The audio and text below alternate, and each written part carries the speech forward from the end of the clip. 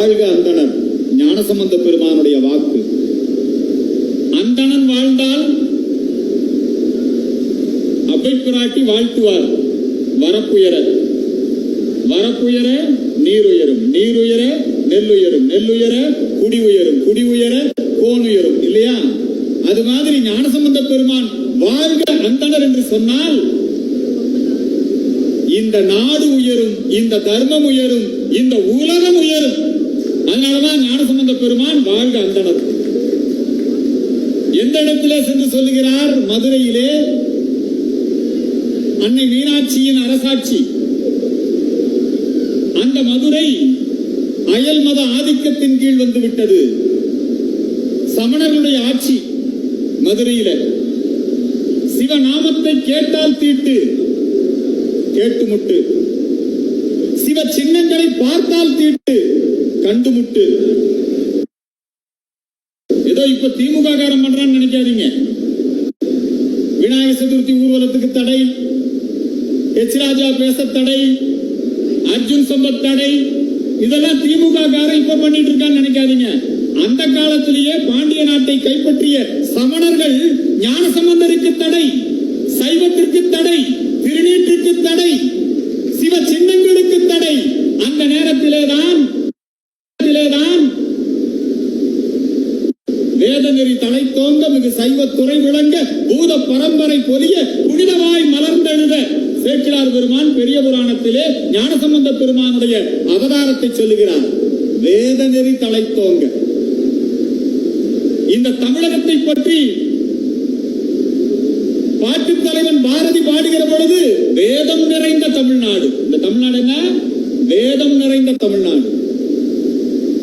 இந்த வேத நெறி வைதீக நெறி பாதிக்கப்பட்ட பொழுது அயல் மத ஆதிக்கத்தால் வேத நெறி மதசார்பற்ற நெறி, வேத நெறி ஆன்மீக அரசியல், வேத நெறியில சாதி மதங்களுக்கு இடம் கிடையாது.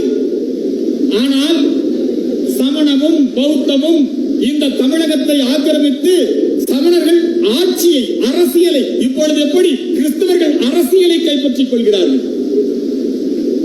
நீங்க கிறிஸ்தவர்கள் ஒரு பக்கம் வளர்றான்னா அரசியலை கைப்பற்றுவோம். பொதுவா சபாநாயகர் பதவி தென் மாவட்டங்களை சார்ந்தவர்கள் சபாநாயகர் பதவியிலே அமர்ந்து அலங்கரித்திருக்கிறார்கள். இந்து நாடார்கள் அதிகமா இருந்திருக்காங்க. சபாநாயகரா ஆதித்தனார் இருந்திருக்காரு இல்லையா? சிவந்தி ஆதித்தனாரோட அப்பா. அதே மாதிரி செல்லப்பாண்டியன் இருந்திருக்காரு. இப்படி பல பேர் சபாநாயகரா இருந்திருக்காங்க. இந்து நாடார் சபாநாயகரா இருப்பாரு. இப்ப அந்த கோட்டாவை யார் பிடிச்சுக்கிட்டா? கிறிஸ்துவ நாடார். அவர் கிறிஸ்துவ இயேசு சபையிலே வேலை செய்ய வேண்டியவர் இன்றைக்கு சட்டசபையிலே சபாநாயகரா உட்கார்ந்திருக்காரு. அவர் அரசியலை கைப்பற்றுவார். பொதுவாக சர்ச்சுகள் அரசியலை கைப்பற்றிக் கொள்ளும். அதுபோல அந்த காலத்திலே சமணர்கள் அரசியலை கைப்பற்றினார்கள். மன்னனையே மதம் மாற்றி விட்டார்கள். பாண்டிய மன்னனை மதம் மாற்றி விட்டார்கள். கூன் பாண்டியனாகிவிட்டான். அந்த பாண்டிய மன்னன் மதம் மாறிய உடனேயே பாண்டிய நாடும் மதம் மாறிவிட்டது. பாண்டிய நாடே மதம் மாறிவிட்டது. ஆலவாய் அண்ணல் சொக்கநாத பெருமானுடைய ஆலயத்திலே பூஜைகள் நடைபெறவில்லை. சோழ நாட்டு இளவரசி, பாண்டிய நாட்டிற்கு வாழ்க்கைப்பட்டவர் மங்கையர்க்கரசி மாணி அன்றாடம் சிவபூஜை செய்பவர். அவர் கூட மறைந்து ஒளிந்து சிவபூஜை செய்ததாக வரலாற்று குறிப்புகள் சொல்லுகிறது. ஆகவே நம்முடைய வேத நெறியை மீட்டெடுக்க வேண்டும், நம்முடைய சைவத்தை மீட்டெடுக்க வேண்டும், தமிழை மீட்டெடுக்க வேண்டும், நம்முடைய அரசியலை மீட்டெடுக்க வேண்டும் என்பதற்காகத்தான் ஞானசம்பந்த பெருமானுடைய அவதாரம். அந்த ஞானசம்பந்த பெருமான் மதுரைக்கு எழுந்தருளுகிறார். எப்படி எச் ராஜா எங்க போனாலும் தடையோ, இப்ப எச் ராஜாவை தெருவில் நடக்க வேண்டாம். இப்ப சமீபத்தில் இளையான்குடி இல்லையா, அவரு வேற யாரா இருந்தா சரிங்கன்னு போயிருப்பாங்க. எச் ராஜா இந்து சமய போராளி, இந்துக்களின் இதய ராஜா. ஆகவே இந்துக்களின் உரிமை குரலாக அங்கே ஒலித்தார். இது பாகிஸ்தான்லயா இருக்கு? ஏன் போகக்கூடாது? நாய் போலாம், நரி போலாம் இல்லைங்களா, வாகனங்கள் போலாம், யார் வேணா போலாம், பொது வீதியில யார் வேணா நடக்கலாம். ஆனா தமிழ்நாட்டிலே தமிழர்கள் ஒரு வீதியிலே அவர்கள் மெஜாரிட்டி ஆகிவிட்டார்கள் என்று சொன்னா அந்த வழியா போகாத. இதே மாதிரி என்னையும் தடுத்துட்டாங்க. அந்த இளையங்குடி வழியா நாங்க போனோம்னா போலீஸ்கார வந்து பேரிகார்டு போட்டுருவோம். இனிமே கிடையாது.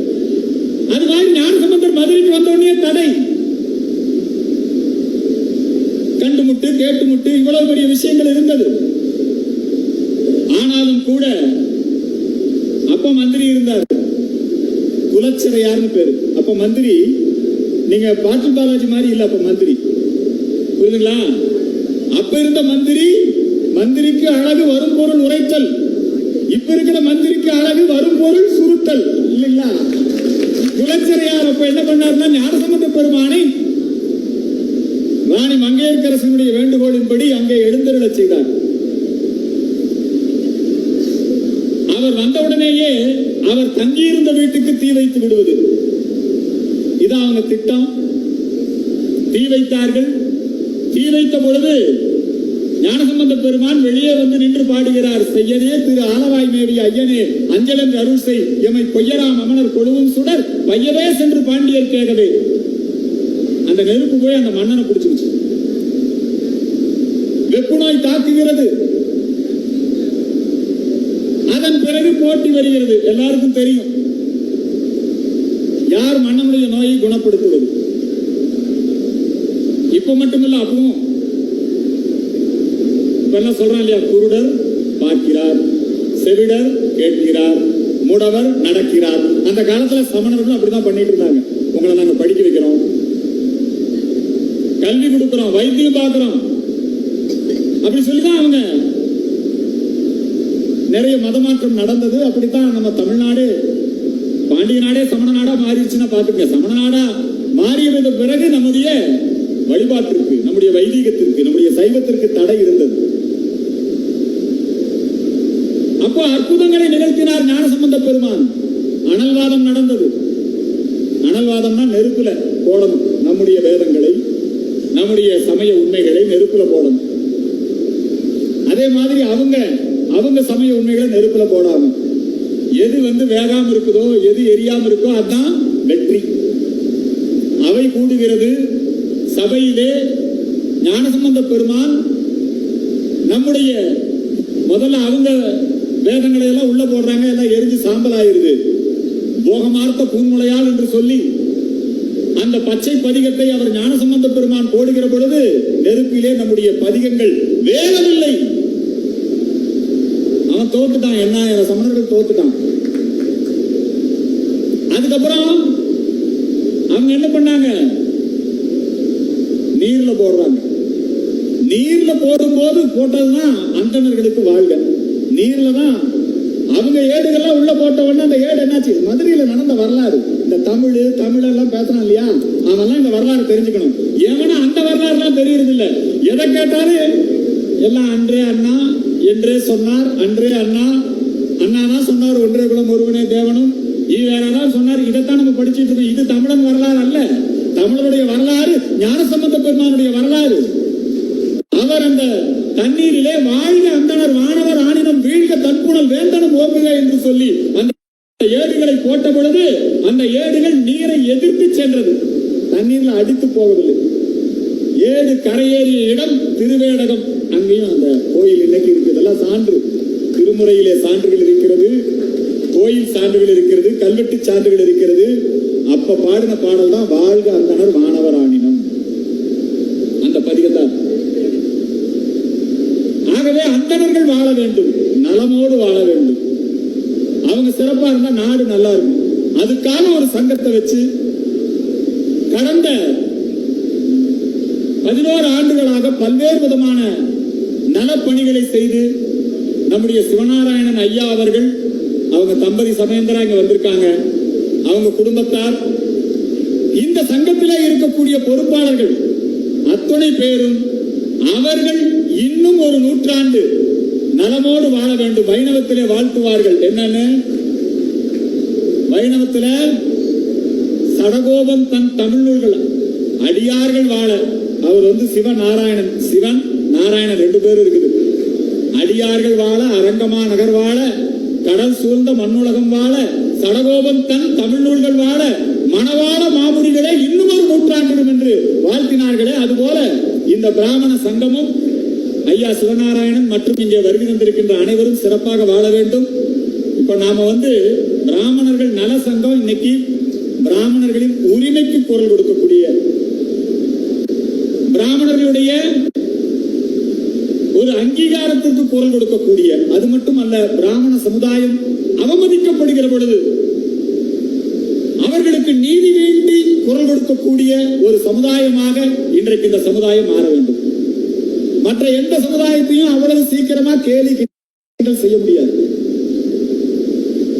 இப்ப இது ஒரு பழக்கமாகவே கடந்த 70 ஆண்டு காலமாக திராவிட இயக்கங்கள் தொடர்ந்து அதை செய்து கொண்டிருக்கிறார்கள். ஏன்னா இவங்க திருப்பி அடிக்க மாட்டாங்க, இவங்க எதுவும் செய்ய மாட்டாங்க, மற்ற சமுதாயத்தை பத்தி பேச மாட்டாங்க. நேற்று கூட நம்முடைய திரௌபதி மோகன் அவர்கள் அவருடைய ட்விட்டர்ல ஒரு அற்புதமான கருத்தை பகிர்ந்திருந்தார். இப்பெல்லாம் தலித் முன்னேற்றம் அப்படிங்கிற போர்வையில இந்த தலித்தியம் ஒண்ணு வந்திருக்கு. பட்டியல் சமூக மக்களுக்காக நாங்கள் இயக்கம் நடத்துகிறோம். அப்படி பட்டியல் சமூக மக்களுக்காக இயக்கம் நடத்துகிறோம், ஈவேரா வழியில், கார்ல் மார்க்ஸ் வழியில் அப்படி எல்லாம் பேசிட்டு இருக்காங்க. அவங்க எல்லாம் அந்த இயக்கம் நடத்தும் போதே எடுத்த உடனே பிராமணர்களுக்கு எதிராக பேசிட்டா பட்டியல் சமூக மக்களுக்கான உரிமைக்காக பேசியதாக அவர்கள் மத்தியில ஒரு கருத்து. உண்மையிலேயே அரிஜன சமுதாயத்தை மேலே கொண்டு வருவதற்காக தொடர்ந்து இந்த நாட்டில் புரட்சின்னு சொல்றாங்க இல்லையா, ஆகப்பெரும் புரட்சிகளை எல்லாம் செய்தவர்கள் அந்தன பெருமக்கள் தான். அரிஜன மக்களை ஆலய பிரவேசம் செய்து வைத்தது யாரு? ஹரிஜன நல சங்கங்கள்ல அண்ணல் காந்தியடிகள் ஏற்படுத்தினாரே ஹரிஜன சேவா சங்கம், அதுலெல்லாம் பொறுப்புகள் பூரா பிராமணர்கள் தான். இன்னைக்கு பிராமணர்கள் கொடுத்த இடம், பிராமணர்கள் கொடுத்த கல்வி, அதுதான் இன்னைக்கு நிறைய ஹரிஜன மக்களுக்கான பயனுள்ளதா இருந்திருக்கு. எனக்கு தெரிஞ்சு விடுதலை சிறுத்தையோ அல்லது இந்த தலித் அமைப்புகளோ எங்கேயும் ஹரிஜன மக்கள் மேம்பாட்டுக்காக ஒரு துரும்பை கூட கிள்ளி போட்டது கிடையாது. சும்மா பேசிட்டு தான் இருப்பான். அதுல இப்ப கோபி நாயனார்னு ஒருத்தர் பேசுறாரு. அது நம்முடைய திரௌபதி மோகன் அவர்கள் மட்டும்தான் அதை சரியாக பார்த்து டிப்பணிக்கார். அவர் என்ன பண்றாருன்னா, வன்னிய மக்களையும் வன்னிய சமூக மக்களையும் பட்டியலின மக்களையும் அந்த மோதல் போக்கை உருவாக்குவதற்கு அவர்கள் இன்னைக்கு ரொம்ப நாசுக்கா என்ன பேசுறாங்க, ரெண்டு சமூகத்துக்கு இடையே மோதலை உருவாக்குவது போல இந்த கோபி நாயனார் பேசுறாங்க. அவர் பெரிய புரட்சிக்காரர் ஆயிட்டார். உடனே பிராமின்ஸை விமர்சனம் பண்ணி பேசினா புரட்சிக்காரன், வன்னியரை எதிர்த்து பேசிட்டா தலித் போராளி. இப்படி ஒரு சூழலை இன்றைக்கு இந்த திராவிடன் மாடல் உருவாக்கி கொண்டிருக்கிறது. அதுக்குள்ள பல பிரிவு, அதுல திராவிட தேசியமா தமிழ் தேசியமா, நீங்க எல்லாம் தெரிஞ்சுக்கங்க, இவங்க எல்லாமே ஆட்டுவிக்கின்ற பொம்மைகள் தான். மேல இருந்து கிறிஸ்துவ மிஷனரிகள் தான் இவர்கள் அனைவரையுமே இயக்கிக் கொண்டிருக்கிறது. வெளிநாடுகளிலே இருந்து இவர்களை இயக்கிக் கொண்டிருக்கிறார்கள். இவர்களுக்கு நோக்கம் என்ன? இவர்களுக்கு நோக்கம், இவங்க குறி அந்தனர் சமுதாயத்தை அழித்து விட்டால் இந்த சனாதன தர்மத்தை அழிச்சிடலாம், அதை இழிவுபடுத்திட்டா நம்ம என்ன வேணா நம்ம இங்க பண்ணிடலாம். அந்த நோக்கத்தில் தான் இன்னைக்கு செயல்பட்டுக் கொண்டிருக்கிறார்கள். அதையெல்லாம் முறியடிக்க வேண்டும் என்பதற்காகத்தான் இன்றைக்கு நம்முடைய தெய்வ தமிழகத்திலே, வேதம் நிறைந்த வைதிகம் நிறைந்த இந்த தமிழ்நாட்டிலே நாம் அனைவரும் ஒற்றுமை ஒன்றுதான் தீர்வு. ரொம்ப நல்லா சொன்னாரு சிவநாராயணன் ஐயா அவர்கள். முஸ்லீம்கள் 100% வாக்களிக்கிறான், கிறிஸ்தவன் 100% வாக்களிக்கிறான் இல்லையா? நாம அந்தணர்களாகிய நாம் 100% வாக்களிக்க வேண்டும் என்கின்ற உறுதிமொழியை எடுத்துக்கொள்ள வேண்டும். இந்த 26 என்பது ஒரு மிகப்பெரிய மாற்றத்தை உருவாக்கக்கூடிய ஒரு தேர்தல். இந்த திராவிட மாடலுக்கு முடிவு கட்டக்கூடிய ஒரு தேர்தல். அதனால நாமெல்லாம் ஓட்டு போட வரணும், 100% வாக்களிக்கணும். அது மட்டுமல்ல, நாம் பிற சமுதாயத்தை சார்ந்தவர்கள் பல்வேறு தளங்களிலே நாம் வேலை செய்து இந்து ஒற்றுமையை, இந்து ஓட்டு வங்கியை நாம் இங்கே உருவாக்க வேண்டும். அதுதான் நிரந்தர தீர்வு, அதுதான் நிரந்தர தீர்வு. அதுக்கு நாம எல்லோரும் பல வகையிலே முயற்சி செய்து கொண்டிருக்கிறோம். இந்த முயற்சியிலே நாம் அனைவரும் சேர்ந்து செயல்படுவோம். இன்றைக்கு இந்த மேடையிலே ஒரு புத்தகத்தை உங்களுக்கு அறிமுகப்படுத்துவதிலே மிக முக்கியம் என்று கருதுகிறேன். இன்னைக்கு நம்ம நாட்டினுடைய பொருளாதாரத்தை சீரழித்துக் கொண்டிருப்பது ஹலால் பொருளாதாரம். ஹலால் அப்படின்னா நாம என்ன நினைச்சுட்டு இருக்கோம்னா, ஏதோ மாமிசம் சாப்பிடுற விஷயம் நினைச்சிட்டு இருக்கிறோம். அல்ல. இந்த ஹலால் பொருளாதாரம் எப்படியெல்லாம் நம்மை சுரண்டி கொண்டிருக்கிறது.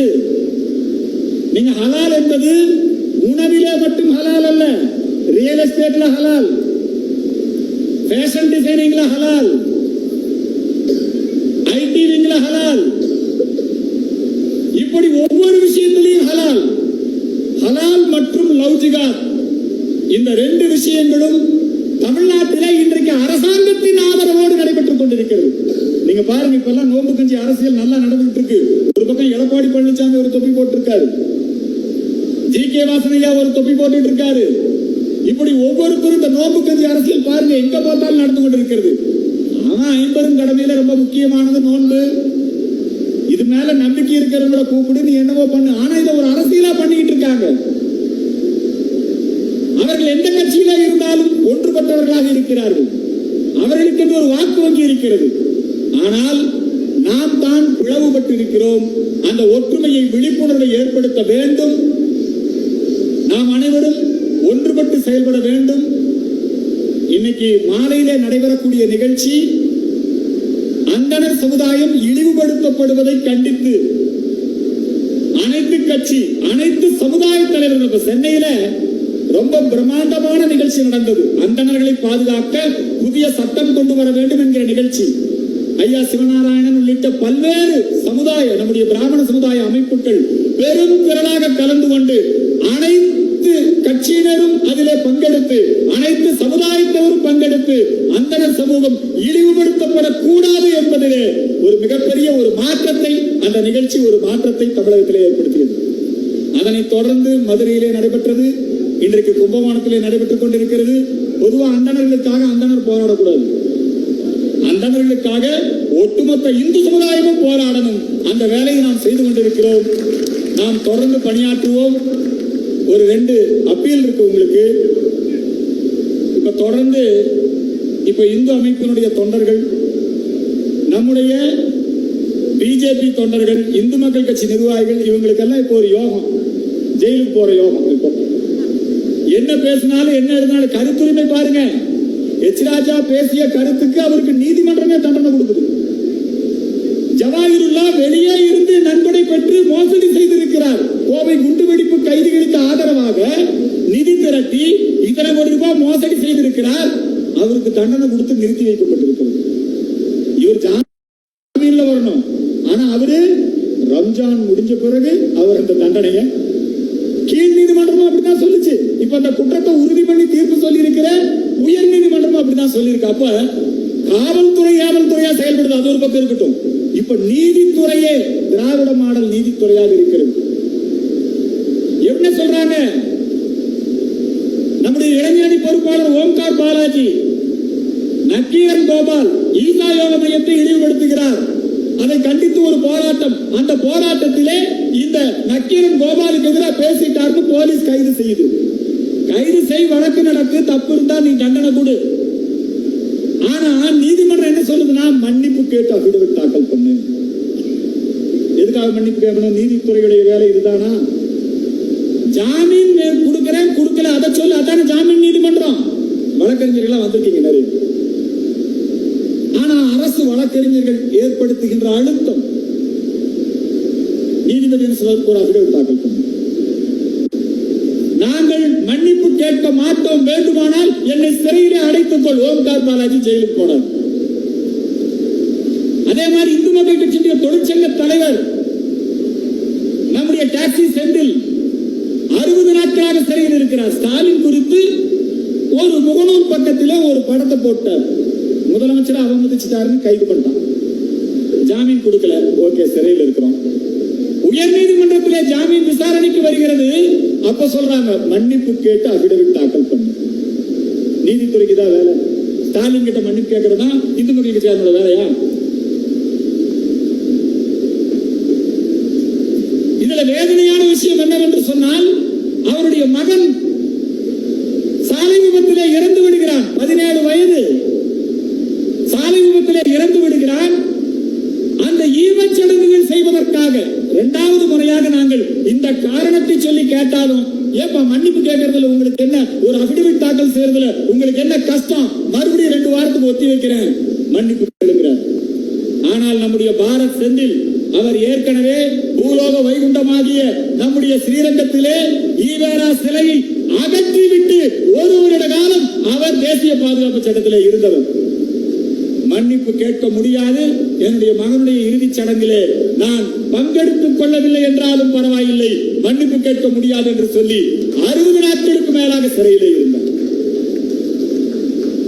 ஒரு 3 மணி நேரம் மட்டும் பரோல் அப்படி கொடுக்கல, இன்ட்ரீம் பெயில் அப்படி கொடுக்கல, சும்மா கஸ்டடியில கூட்டிட்டு வந்து நம்ம சடங்குகளை கூட செய்ய விடாம அவங்க மிகப்பெரிய ஒரு பயங்கரவாதி. கோவையில் நீங்க பாத்தீங்கன்னா குண்டு வைத்து மக்களை கொலை செய்த கொடியவன் பாட்சா, அவனுடைய ஊர்வலத்திற்கு போலீஸ் பாதுகாப்பு அனுமதி.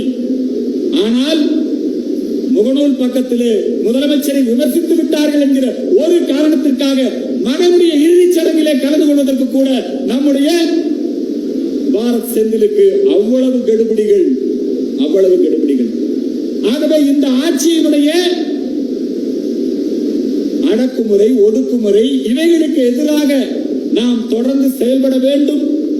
இத்தகைய போராளிகளுக்கு ஆதரவாக நாம் இருக்க வேண்டும். இப்ப நீதித்துறையும் அந்த மாதிரி இருக்கு. நாம சட்ட போராட்டமும் நடத்த வேண்டிய ஒரு சூழலிலே இருக்கின்றோம். ஆகவே அனைவரும் ஒன்றுபட்டு நிற்போம். இந்த ஹலால் பொருளாதாரம், இந்த புத்தகம் இங்கே விற்பனைக்கு இருக்கிறது, அனைவரும் வாங்கி எல்லோரிடத்திலும் இந்த கருத்துக்களை நீங்கள் பரப்ப வேண்டும். இந்து ஓட்டு வங்கியை உருவாக்க வேண்டும். அனைவரும் நம்முடைய பிராமண நல சங்கம் இன்றைக்கு செய்து கொண்டிருக்கக்கூடிய நற்பணிகள் அனைத்திற்கும் நாம் எப்பொழுதும் என்றும் உறுதுணையாக இருக்க வேண்டும் என்கிற வேண்டுகோளை முன்வைத்து நிறைவு செய்கிறேன். நன்றி, வணக்கம்.